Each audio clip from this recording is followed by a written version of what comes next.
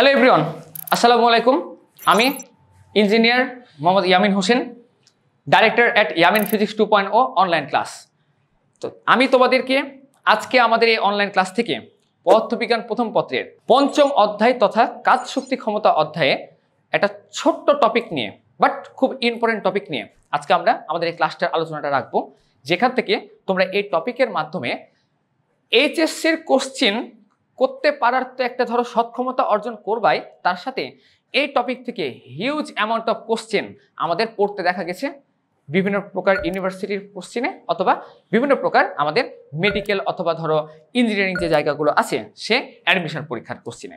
সুতরাং আমাদেরকে চেষ্টা করতে হবে যে এই টপিকটা এমনভাবে আমরা পড়ার চেষ্টা করব যেন এখান থেকে আমাদের একাডেমিক লেভেল এবং অ্যাডমিশন লেভেল উভয় যেন আমাদের ক্লিয়ার থাকে। এবং আমার এটা রেসপন্সিবিলিটি যে আমি তোমাদের কাছে তোমাদের ধরো কি বলতে পারি যে তোমাদের আমি অ্যাজ এ ওয়েল উইশার হিসেবে আমি যতটুকু সাধ্য আমি চেষ্টা করব যে আমার মারফতে যেন তোমাদের অ্যাটলিস্ট এই একাডেমিকের সাথে অ্যাডমিশন লেভেলটা মোটামুটি আমি যেন ক্লিয়ার করতে পারি। এই জন্য আমার বেস্ট আমি আমার দিক থেকে দেওয়ার চেষ্টা করব। তোমরা অবশ্যই একটু মনোযোগ সহকারে ভিডিওগুলোকে একটু দেখার চেষ্টা করবা, এবং যেটা তুমি বুঝতে পারবা না, যেহেতু অনলাইন ক্লাস, তোমরা এটাকে একটু পজ করে তখন এটাকে খাতায় তুলে নিয়ে আবার এটাকে পড়া কন্টিনিউ করবা। ইনশাল্লাহ তোমরা প্রফিটেবল হবাই। তো আমরা আসি আমাদের মূল ক্লাসের মধ্যে। তো দেখো, আমরা যে অধ্যায়টা শুরু করতে যাচ্ছি বা যে অধ্যায়ে আমরা ক্লাস নিব সেটা হচ্ছে আমাদের ফিজিক্স প্রথম পত্রের পঞ্চম অধ্যায়, যে অধ্যায়টার নাম আমরা সবাই জানি, এবং এটা সেই এসএসসি লেভেল থেকে আমরা এই অধ্যায়ের নাম আমরা শুনে আসছি, যে অধ্যায়টার মধ্যে টোটাল একটা বস্তুর ক্ষেত্রে নির্ণয়কৃত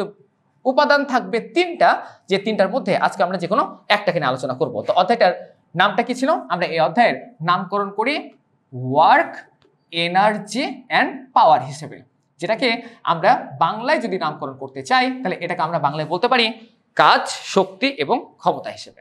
তাহলে আসি এবং দেখি যে অধ্যায়টা কি, আর এখান থেকে আসলে সেই ইম্পর্টেন্ট টপিকটা কি ছিল যেটা আমি তোমাদের সাথে আলোচনা করতে চাচ্ছি, আর ওই ইম্পর্টেন্ট টপিকটাই বা কি ছিল যেটা এতবার আমাদের অ্যাডমিশনে আসতে দেখা গেছে, যেটা নিয়ে আমাদের ছাত্রদের ভয়ভীতি থাকে। আজকে ক্লাস করলে ইনশাল্লাহ এই ভয়ভীতিটা দূর হয়ে যাবে। তো আসো আমাদের ক্লাসের মধ্যে প্রবেশ করি। তো প্রথম কথা, আমরা যখন ফিজিক্সের কোনো অধ্যায় পড়া শুরু করি বা শুরু করার চেষ্টা করি, আমাদের প্রথম টার্গেট কি থাকে? আগে অধ্যায়টার কিছু ধারণা পর্ব আলোচনা করে নেওয়া, যেন অধ্যায়ের সামনের ক্লাসগুলো বুঝতে আমাদের যেন কোনো প্রকার সমস্যা না হয়। তাই অ্যাজ ইউজুয়াল আমার ক্লাসের টেকনিক এটাই যে আমি প্রতিটা অধ্যায় শুরু করার জন্য আগে ওই অধ্যায়ের কিছু বেসিক ধারণা তোমাদের মধ্যে একটু প্রদান করার চেষ্টা করব। তাই এখানেও ঠিক তাই, ব্যতিক্রম কোনো কিছু না। আগে আমরা এখান থেকে কিছু বেসিক ধর্ম আলোচনা করব, কিছু বেসিক কথাবার্তা আমরা পড়বো, জানবো, তারপর আমরা মূল পড়ার মধ্যে প্রবেশ করব। তাহলে আসি আমাদের পড়ার প্রথম টাইপে, যেখানে আমরা অ্যাট ফার্স্ট টাইপ 1-এ এই অধ্যায়টার যে অংশ নিয়ে আলোচনা করতে চাচ্ছি সেই অংশটা হচ্ছে এই অধ্যায়ের ধারণা পর্ব। অর্থাৎ আমরা কি কি এই অধ্যায় থেকে নির্বাচন করতে পারবো, কি কি আমাদের এখান থেকে জানার প্রয়োজন আছে, সেটা আমরা একটু এখান থেকে বের করে নেওয়ার চেষ্টা করি। তা আসো, জিজ্ঞাসা করা হলো কাজ শক্তি ক্ষমতাটা কি। আমরা বলবো কাজ শক্তি ক্ষমতা হচ্ছে পদার্থবিজ্ঞানের এমন একটা বিখ্যাত শাখা, যে শাখা থেকে একটা বস্তুর আমরা তিনটা বিখ্যাত উপাদান নির্ণয় করতে পারি, রাশি হিসেবে অবশ্যই নির্ণয় করতে পারি। সে তিনটা উপাদান কি কি?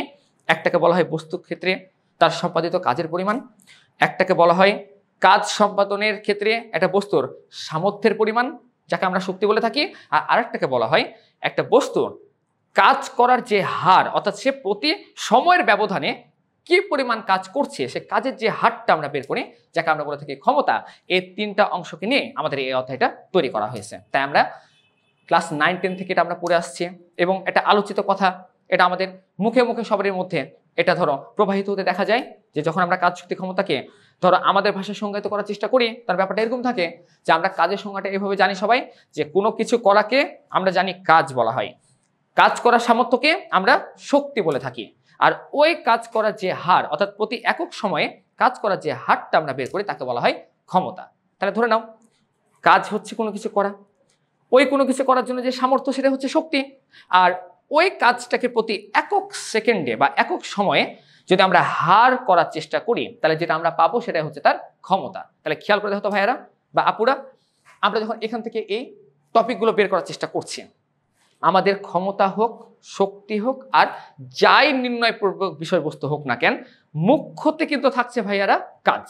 তাহলে আমরা যদি এই অধ্যায়টাকে ডিপলি পড়তে চাই, জানতে চাই, বুঝতে চাই, শিখতে চাই, তাহলে আমাদেরকে আগে যে টপিকটার উপর বিশেষ ফোকাস দিতে হবে সেটা হচ্ছে কাজের টপিক। তাই আমরা যে ইনপরের টপিকটার কথা বলছিলাম সেটা কাজের একটা বিখ্যাত টপিক থাকবে, তাই আমি তোমাদেরকে ওই টপিকে যাওয়ার জন্য আগে কাজটাকে শুরু থেকে ডিফাইন করা শুরু করব, তারপর আমরা আস্তে আস্তে ওই ইনপরের টপিকের মধ্যে প্রবেশ করব। তাহলে আমরা আসি, এই ক্লাসটা খুবই মজাদার হতে যাচ্ছে, খুব ভালো করে সবাই ক্লিয়ার করবে এবং মনোযোগ সহকারে একদম অ্যাটেন্টিভলি এটাকে একটু দেখার চেষ্টা করবে, অবশ্যই তোমাদের উপকার হবেই হবে। তো দেখো, প্রথমে জিজ্ঞাসা করা হলো যে ধারণা পর্বতে আমরা প্রথম যে টপিক নিয়ে কাজ করতে যাচ্ছি সেই টপিকের নামই হচ্ছে কাজ।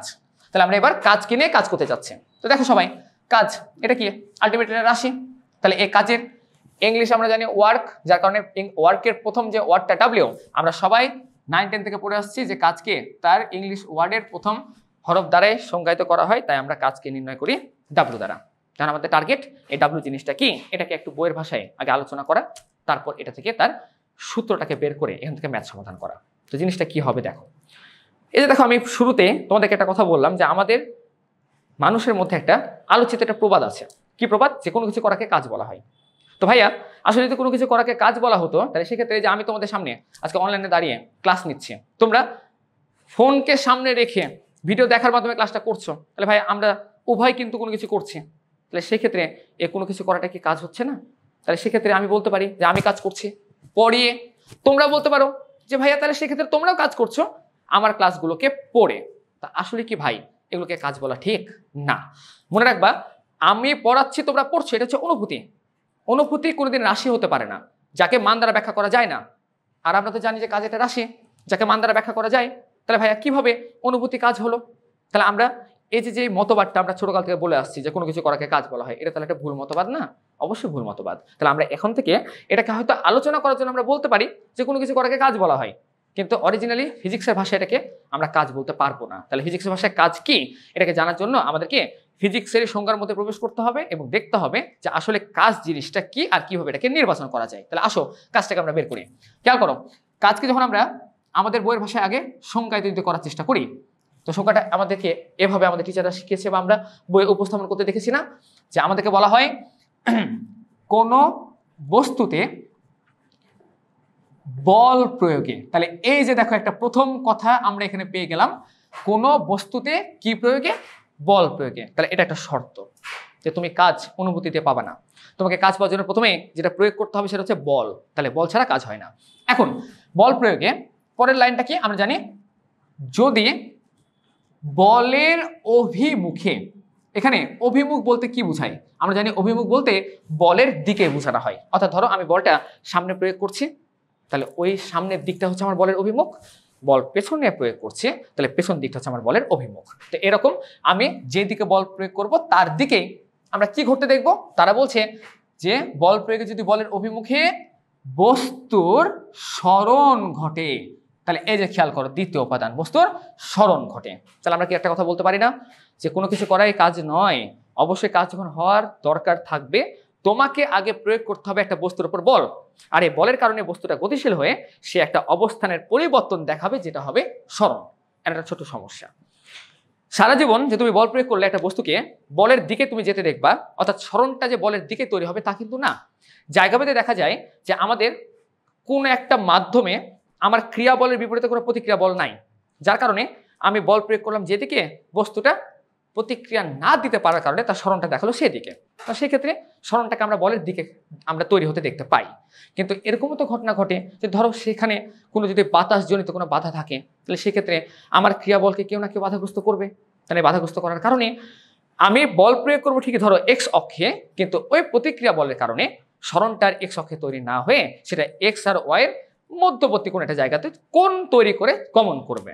তাহলে আমাকে বলতো, যখন সরণটা এক্স অক্ষে থাকবে তখন এটাকে আমরা কাজ হিসেবে নিতে পারবো, কিন্তু যখন এটা কোণ তৈরি করে এক্স অক্ষে যাবে না, এটা যখন ওয়াইয়ের দিকে ধাবিত হবে, তখন কি এখান থেকে আমরা আর কি সরণটা পাবো না? কেন পাবো না? কারণ তোমরা সবাই জানো ত্রিকোণমিতির ভাষায় কোনো রাশিকে যদি তার মধ্যবর্তী কোণের যে কোনো অনুপাত দ্বারা গুণ করা হয়, তাহলে সেক্ষেত্রে আমরা যে মানটা পাই সেটা রাশির মানের থেকে আর বড় অথবা সমান না হয়ে এটা বরঞ্চ তার থেকে ছোট হয়ে যায়, যাকে আমরা রাশি হিসেবে নামকরণ না করে তাদেরকে আমরা নামকরণ করি রাশির উপাংশ হিসেবে। তাহলে ধরে নিতে হবে যে আমরা এখানে বল প্রয়োগ করে যে বলের অভিমুখে বস্তুর সরণই পাবো তা কিন্তু না, এখানে আমরা বস্তুর সরণও পেতে পারি অথবা সরণের উপাংশ পেতে পারি। তাই ফিজিক্স সংখ্যাটা এভাবে গুছিয়ে বলছে যে কোনো বস্তুতে বল প্রয়োগে যদি বলের অভিমুখে বস্তুর সরণ অথবা সরণের উপাংশ ঘটে, তাহলে এখানে সরণও ঘটতে পারে, আবার সরণের ধরো উপাংশ ঘটতে পারে। তাহলে সরণের উপাংশ ঘটে, তবে এবার দেখো লাস্ট লাইনটা খুবই ভালো করে ফোকাস দিবা।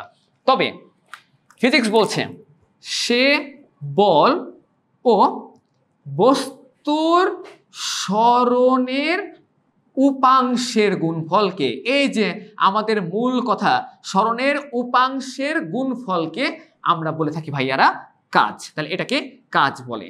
তাহলে খেয়াল করে দেখো তো, আসলে কি আমরা সর্বদা সরণ থেকে কাজ পাবো না?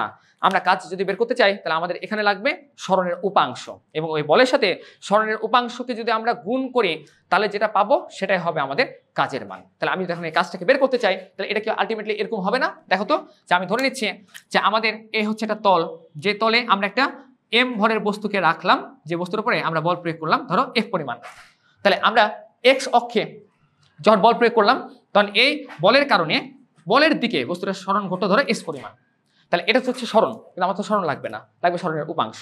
তাহলে ধরে নাও আমি এবার বল প্রয়োগ করলাম এক্স এর দিকে, সে এবার এক্স অক্ষের দিকে না সরে সে এক্স এর সাথে একটা কোণ তৈরি করে এই দিকে সরে গেল, যেখানে এই কোণটা যদি থিটা হয় তাহলে থিটা হলে আমি যখন সরণটাকে এই দিকে ব্যাখ্যা করার চেষ্টা করব তখন কাজের জন্য কিন্তু সরণটাকে আমরা এই জায়গাতে নিতে পারবো না, তাকে নিতে হবে আমাকে এক্স অক্ষের উপরে। তোমরা সবাই জানো যে আমরা এখান থেকে যদি সোজা একটা লম্ব রেখা এক্স এর উপর টানি তাহলে এই যে একটা ছোট মান এই রাশিটার ক্ষেত্রে তৈরি হচ্ছে, সে মানটা আর সরণ না হয়ে এটাকে সরণের উপাংশ বলা হয়, যেটাকে আমরা সমকোণী ত্রিভুজে দেখো তো অতিভুজ আর ভূমি সরণ কোণ ধরে কস থেকে বের করতে পারি। যেখানে কসের সূত্র আমরা পড়েছি কস সমান ভূমি বাই অতিভুজ। তাহলে এটা যদি এক্স হয় তাহলে ধরো এক্স বাই এস যখন তুমি করবা এবং এখান থেকে এক্স এর মান বের করবা, এটা হবে কোণাকুণি গুণ করে এস ইন্টু কস থিটা। তখন এই সরণের যে উপাংশটা তৈরি হয় সেটাকে আমরা এস কস থিটা দ্বারা ব্যাখ্যা করতে পারি। তাহলে ফিজিক্স বলছে যে তুমি যখন একটা বস্তুতে বল প্রয়োগ করবা আর সরণের উপাংশ ঘটাবা তখন সেই বল আর সরণের উপাংশের গুণফলকে কাজ বলা হবে। তাহলে দেখো তো, আমি যদি কাজটিকে ডাব্লিউ দ্বারা প্রকাশ করি তাহলে এই কাজের সূত্র এসএসসি লেভেলে আমাদের টিচাররা শেখাতো ডাব্লিউ সমান এফএস।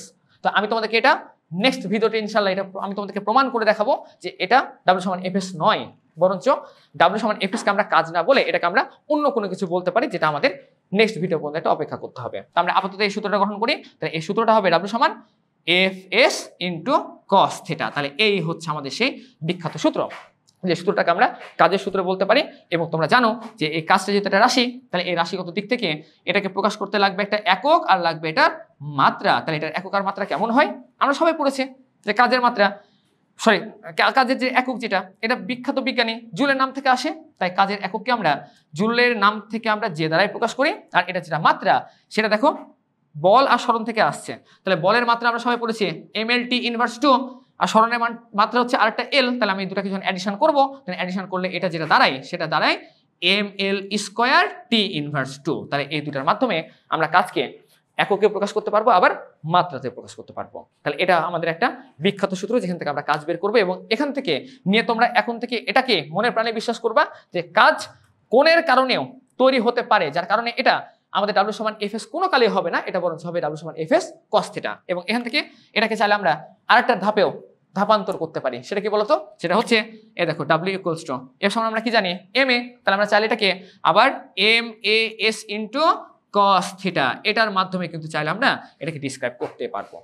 তাহলে এই হচ্ছে আমাদের কাজের সেই সূত্র, যে সূত্রের মাধ্যমে আমরা যখন তখন একটা বস্তুর ক্ষেত্রে বল সরণ কোণ অথবা ভর ত্বরণ আর সরণ যদি দেওয়া থাকে তাহলে সেখান থেকে আরামসে আমরা এই কাজটাকে ব্যাখ্যা দিতে পারবো।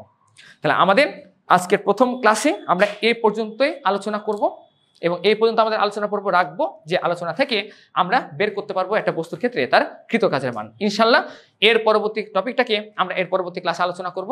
ততদিন পর্যন্ত বা ততক্ষণ পর্যন্ত আমি তোমাদের কাছ থেকে বিদায় নিলাম। আল্লাহ হাফেজ, সবাই ভালো থাকবা, সুস্থ থাকবা, টাটা।